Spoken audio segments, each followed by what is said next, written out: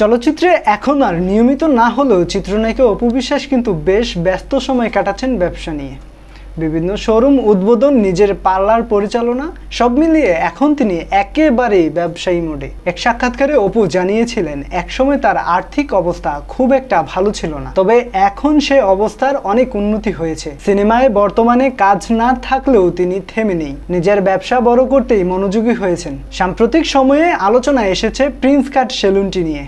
শোনা যায় টিকটকে পরিচিত মুখ প্রিন্স মামুনের ওই সেলুন কিনে নিয়েছেন অপু বিশ্বাস। এ নিয়ে নানান গুঞ্জন ছড়িয়েছে। অনেকে তো বলছেন নায়িকা জোর করেই সেলুনটি কিনেছেন। এ বিষয়ে জানতে চাইলে প্রিন্স মামুন সাংবাদিকদের বলেন, অপু আপুর সঙ্গে কি ধরনের চুক্তি হয়েছে সেটা আমরা পরে জানাবো। আপাতত সেলুনটি অপু আপুই পরিচালনা করছেন। এ প্রসঙ্গে সরাসরি সাংবাদিকদের মুখোমুখি হয়ে অপু বিশ্বাস বলেন, যখন কোনো কিছু বিক্রি হয়ে যায় তখন সেটা যে কিনেছেন তারই হয়ে যায়।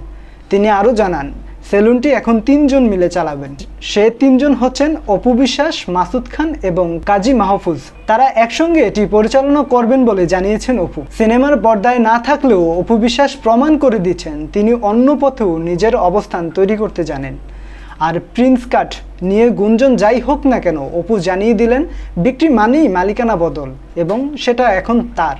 সিনেমার পর্দায় না থাকলেও অপু বিশ্বাস প্রমাণ করে দিচ্ছেন তিনি অন্য পথেও নিজের অবস্থান তৈরি করতে জানেন।